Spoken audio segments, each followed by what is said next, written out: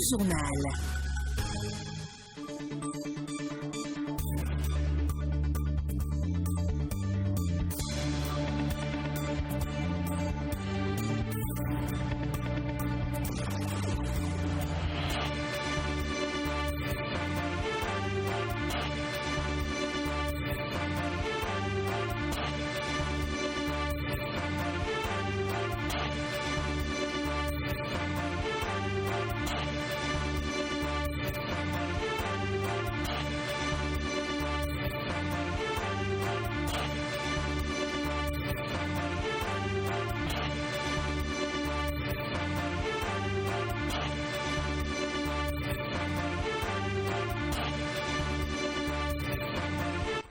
Bonjour à chacun et à tous et merci de vous rejoindre sur cette édition, la grande de la mi-journée, qui affiche au sommaire célébration couplée ce jour de la fête du Ramadan et de l'Ascension. Une équipe de la rédaction a fait le tour de quelques lieux de culte pour s'enquérir de l'ambiance qui règne dans la commune d'Abomey-Calavi. Dans cette édition, vous aurez 2 points. Le nombre de membres indiqué par la loi est désormais au complet, notamment après l'Assemblée nationale. Le président de la République et le chef de file de l'opposition ont désigné mercredi 12 mai 2021 leurs représentants au sein du Conseil électoral. Nous en parlons dans ce journal.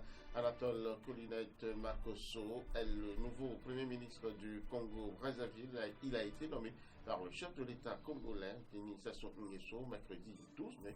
Il vient remplacer Clément Mouamba. Mesdames et messieurs, voilà pour le sommaire de ce journal. Peggy Ludovic Daba.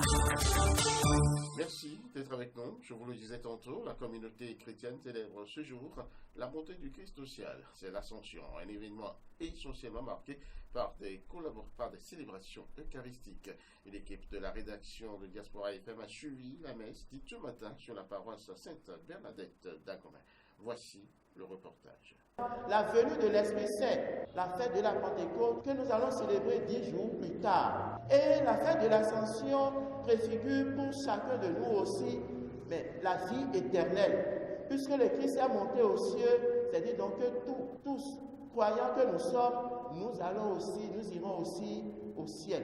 Mais quels sont les avantages que nous pouvons tirer de cette fête? Le premier, c'est le don de l'Esprit Saint. Parce qu'à plusieurs reprises, le Christ a dit à ses disciples, si je ne pars pas vers le Père, l'Esprit Saint ne viendra pas. Donc le Christ est monté aux cieux pour nous envoyer l'Esprit Saint.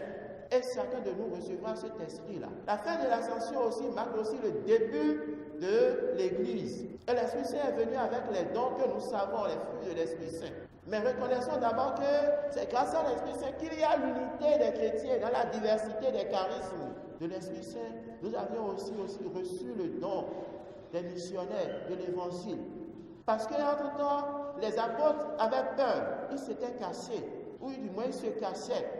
Mais à la Pentecôte, ils ont eu le courage de sortir et d'annoncer la bonne nouvelle. Grâce à l'Esprit Saint aussi, nous avions reçu le don de la vérité de l'amour. Et l'Esprit Saint est toujours agissant en nous. Nous avons donc pour devoir, chers amis, de rester toujours sous la mouvance de l'Esprit Saint, de nous laisser conduire par cet esprit pour entrer aussi dans cette vie éternelle. La fête de l'Ascension, c'est un élément essentiel aussi de notre foi chrétienne. Le Christ est descendu, le Christ est remonté vers le Père pour nous attirer aussi dans sa gloire. Nous avons donc pour devoir de travailler pour rentrer dans cette gloire-là. Parlons à présent Ramadan. La communauté musulmane célèbre elle aussi ce jeudi le Ramadan, une fête qui marque la fin du jeûne musulman. Des prières sont dites sur des places Idi un peu partout. Clémence Tonoupoint a suivi celle dite à Djadjo, un quartier de l'arrondissement de Calavi. Alors, ce qu'on peut retenir du sermon de l'imam, c'est très simple. Je résume ça en 3 points. Le premier point, c'est que c'est un grand remerciement. Un grand remerciement parce que Dieu le Tout-Puissant, lui, qui nous a donné la force, l'énergie, la santé, de pouvoir débuter le mois de Ramadan en bonne santé, il nous a accordé les moyens. Et nous l'avons fait. Il nous a accordé aussi les moyens spirituels. Et nous avons pu tenir jusqu'à la fin. C'est pourquoi, on a glorifié Dieu, on a bien glorifié Dieu ce matin, afin que Dieu le Tout-Puissant puisse sentir notre reconnaissance. Alors, le deuxième point qu'on peut retenir du sermon de l'imam, c'est que l'imam a essayé de focaliser, comment on appelle, son sermon, c'est-à-dire dans le cadre du dernier acte posé à la fin du Ramadan, qui est la zakat al-fitr, c'est-à-dire l'aumône de la rupture de jeûne. Alors, qui fait partie d'un acte qui permet aux musulmans de se racheter des manquements qu'il a observés au cours du mois de Ramadan. Vous voyez. Et en dehors de ça, l'imam a interpellé tout un chacun de nous par rapport à ceci. C'est-à-dire, l'aumône de la rupture du jeûne, il faut le donner avant la prière de Idi que nous venons de finir. Mais quiconque aura, comment on appelle, donné cela après la prière, alors c'est comme quelqu'un qui a fait une aumône simple. Alors le troisième point, l'imam a appelé toute la communauté musulmane de Djadjo, précisément ici, c'est-à-dire à fêter dans les bonnes conditions et à fêter tout en allant vers l'agrément de Dieu et ne pas se pencher vers les interdits, ne pas se pencher vers l'alcool, ne pas se pencher vers les distractions inutiles, ne pas aussi se pencher vers tout ce qui pourrait remettre en cause le jeûne que nous avons eu à faire pendant 30 jours.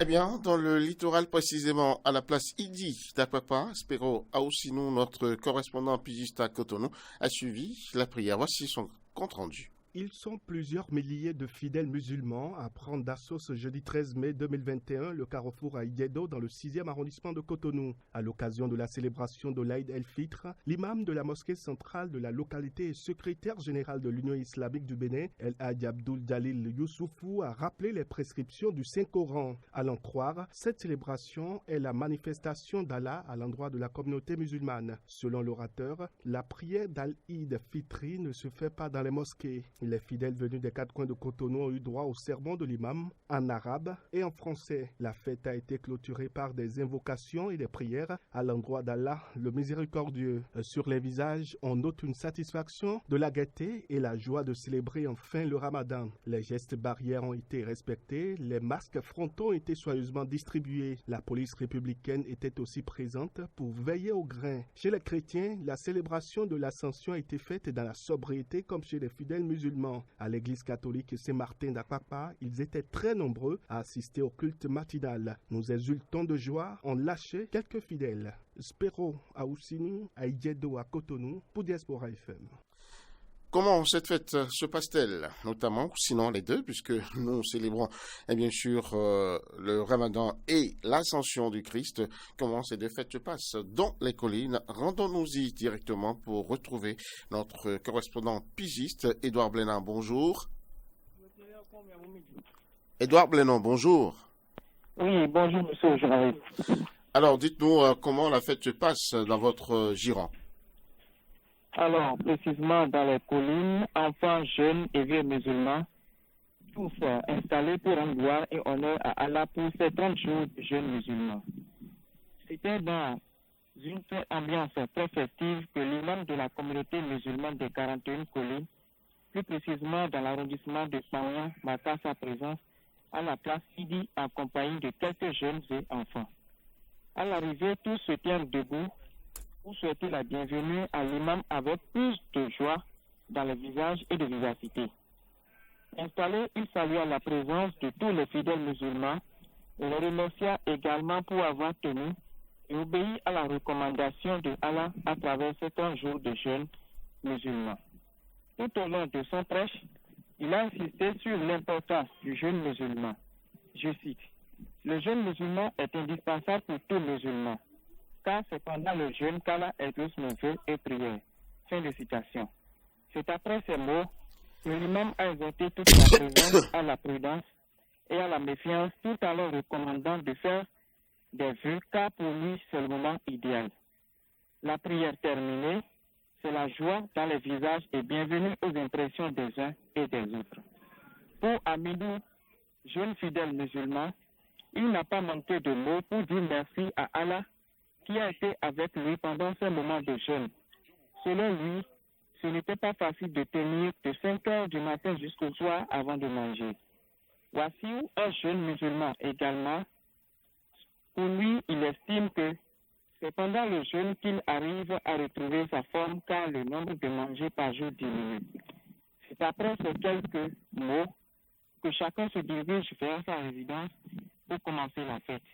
Tout ceci s'était passé dans le strict respect des gestes barrières à la COVID-19.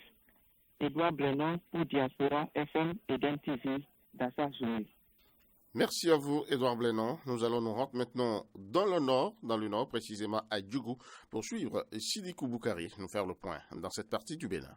Allahu Akbar. Le top est ainsi donné par son éminence Abdourazak Issa Samari, imam de la mosquée centrale de Djougou. Après cette étape, il est monté sur l'autel pour sincèrement. 10 minutes ont suffi pour diriger la prière. Assalamu alaikum wa rahmatullah. Assalamu alaikum wa rahmatullah. Il est revenu dans son sermon sur la question de la paix, le respect et l'amour du prochain, à la culture de la salubrité, ainsi qu'à la promotion de toute action de développement, ce qu'a apprécié Suleiman Biao Aïné, préfet du département de la Donga. C'est pour vraiment consacrer à cette tradition que nous sommes sur la place Idi. L'imam a prié, il a exhorté tout le monde dans son sermon à la paix, il a demandé le développement et prié pour le développement de notre pays. Pour Sa Majesté Dara Salim Parakani II, Baparapé de Djougou. Nous devons rendre grâce au Seigneur, grâce à Dieu qui nous a permis de voir ce jour, qui nous a permis de nous réunir et surtout qui nous a permis de l'adorer, de prier pour que notre ville se porte bien, de prier pour que le pays, le Bénin se porte mieux et de prier pour que dans les foyers, il y ait la paix et la quiétude. Voilà ce que nous souhaitons et c'est pour cela que bonne fête à tous les musulmans comme à tous les chrétiens parce qu'eux aussi sont en fête avec l'Ascension. Cette célébration de la fête de l'Aïd al-Fitr se déroule dans un contexte de la pandémie du Covid-19. L'autorité communale profite de l'opportunité pour lancer un message de sensibilisation aux populations de la commune de Djougou. Abdul Malik Seibou, maire de Djougou. D'abord, c'est remercier le Seigneur, le très clément et miséricordieux, qui nous a donné la chance de pouvoir faire ce ramadan dans la paix, dans la joie. La pandémie est encore là. Il faut inviter les populations à aller massivement se faire vacciner parce que le vaccin est disponible au Bénin. Et en plus, continuez pas à observer les gestes barrières pour éviter le pire. Que tout le monde se dise que, attention, la pandémie ne nous a pas fait d'eau. Seul notre comportement nous permettra d'éviter cela. Les gestes barrières sont plus que jamais d'actualité. Après la prière, les festivités de l'édition 2021 de l'Aïd al-Fitr se poursuivent dans les ménages. À Djougou, Sidikou Boukari, Diaspora FM. À présent, nous allons nous intéresser aux autres actualités. Un centre national de théâtre sera bientôt créé au Bénin. Il viendra remplacer le Festival international de théâtre du Bénin. C'est l'une des décisions issues du Conseil des ministres du mercredi 12 mai 2021.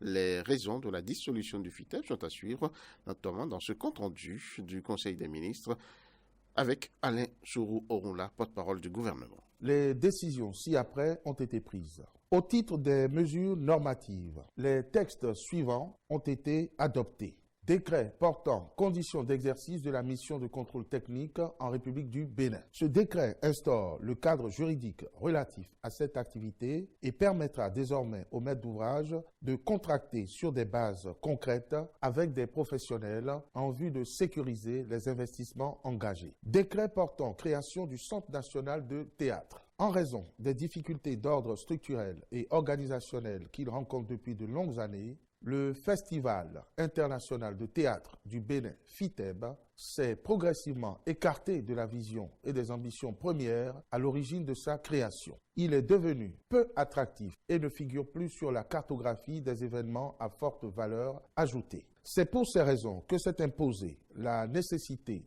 de procéder à des réformes profondes afin de favoriser le développement du théâtre dans notre pays. Celle-ci implique un modèle d'organisation viable, susceptible de porter de nouvelles dynamiques et d'impacter notablement l'ensemble du secteur. Pour ce faire, le gouvernement a décidé de la restructuration significative de l'institution aux fins de contribuer à développer l'ensemble du secteur théâtre et de lui assurer un rayonnement au-delà de la biennale jusqu'ici organisée. Le Conseil a donc acté la dissolution du FITEB et marqué son accord pour la création du Centre national de théâtre dont la mission est de contribuer à la promotion et au développement du théâtre dans son ensemble et de donner un contenu plus attrayant à la biennale. Au titre des mesures individuelles, les nominations ci-après ont été prononcées. À la Commission électorale nationale autonome Sénat, membres du Conseil électoral, messieurs Kofi Adolphe Djiman, désigné par le président de la République, Saka Lafia, désigné par la majorité parlementaire,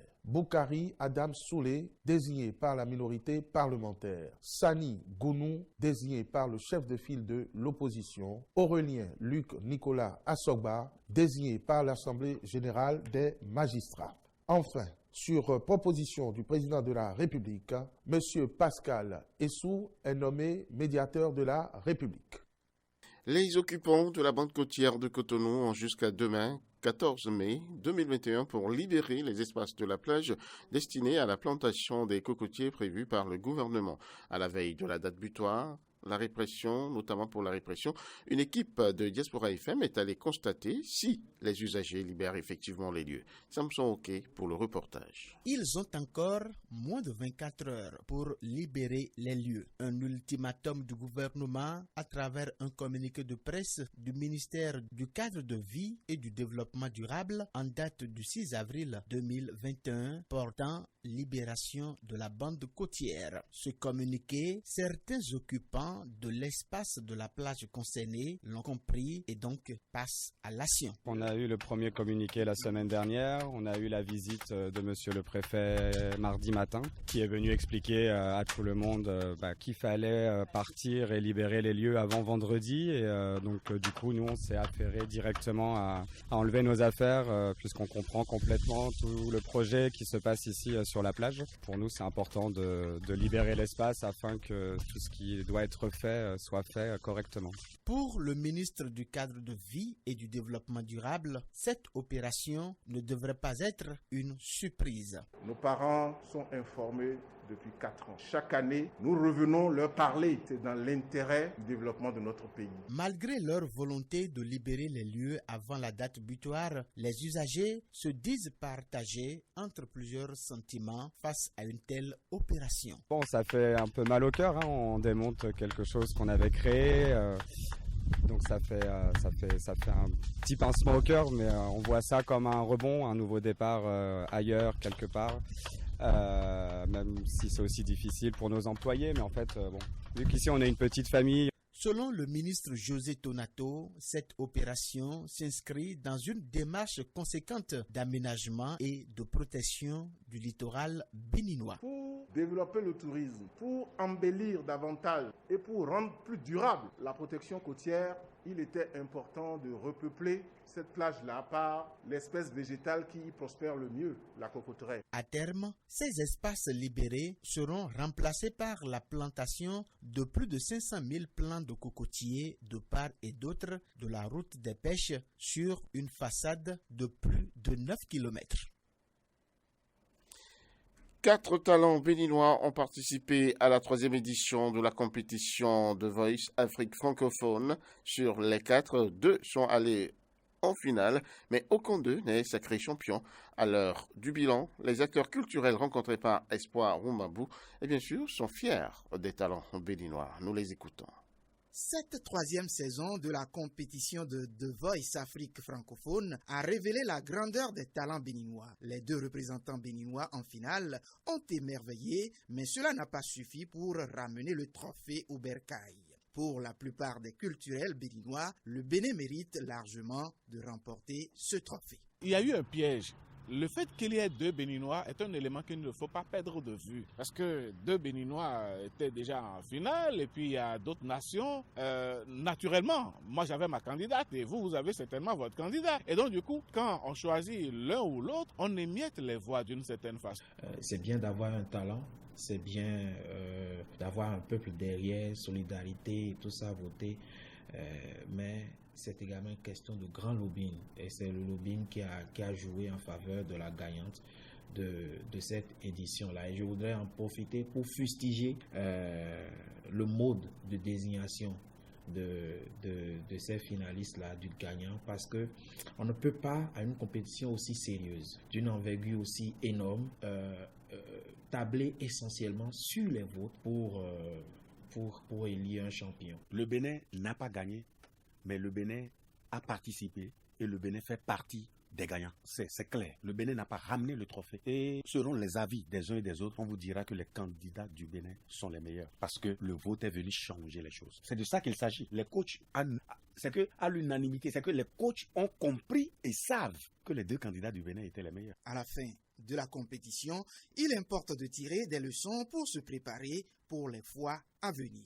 Le premier enseignement que je retiens, c'est que le Bénin est attaché à sa culture, les Béninois sont attachés à leur culture, aux valeurs qui viennent de chez eux. Et comme on a l'habitude de le dire, le sport et la culture sont des éléments fédérateurs. Le second enseignement, c'est que c'est un échiquier qui a permis de jauger nos talents, notre niveau en matière de musique. Et je me réjouis de la position où nous sommes retrouvés au final. Dans l'histoire de Voice Afrique francophone, c'est la première fois que on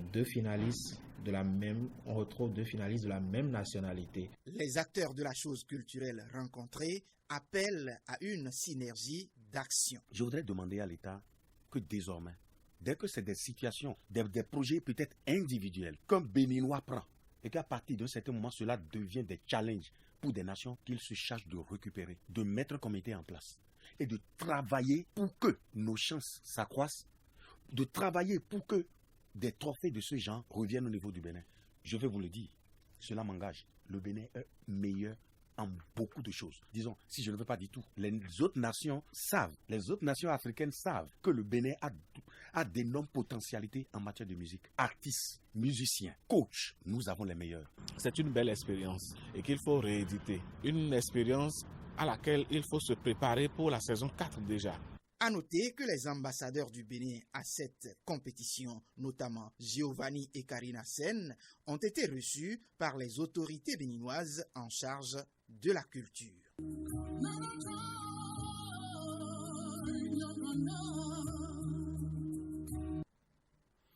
Merci à vous, Espoir Mabou. Les nouvelles africaines et internationales. Le gouvernement tchadien de transition a adopté son programme politique au cours d'un conseil des ministres extraordinaire mercredi 12 mai, un programme qui sera soumis vendredi à l'ancienne Assemblée nationale dissoute après la mort du président Idriss Déby Itno avant d'être réhabilité. En attendant la mise en place du Parlement provisoire ce 14 mai, les députés de l'ancienne Assemblée nationale reconduite en attendant la mise en place notamment du Parlement provisoire sont convoqués pour valider le programme politique du gouvernement d'Albert Pahimi Padake. Pendant ce temps, les acteurs politiques et de la société civile maintiennent le mot d'ordre de grève pour les manifestations contre le Conseil militaire de transition qui, disent-ils, demeure anticonstitutionnel.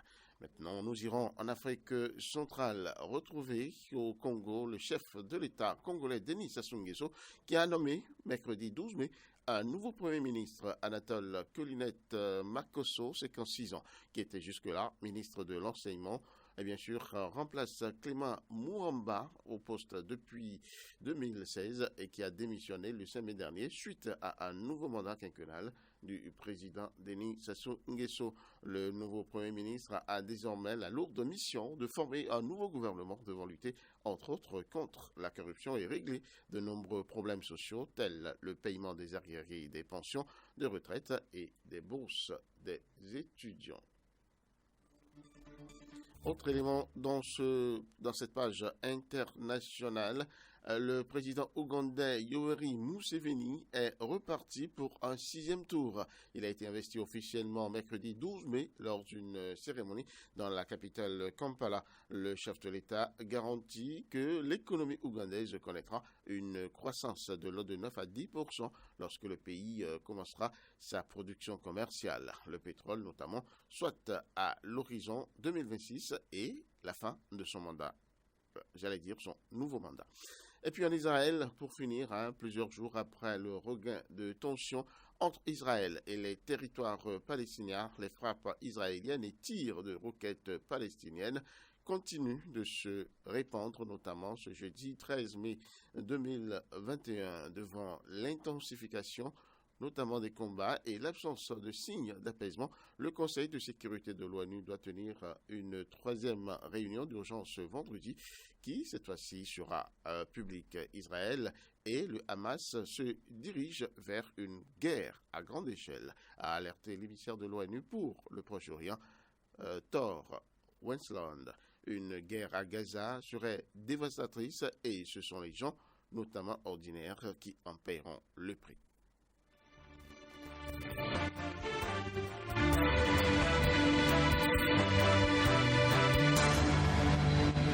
Voilà, mesdames, mesdemoiselles, messieurs, c'est déjà la fin de cette édition. Merci à chacun et à tous de l'avoir suivi.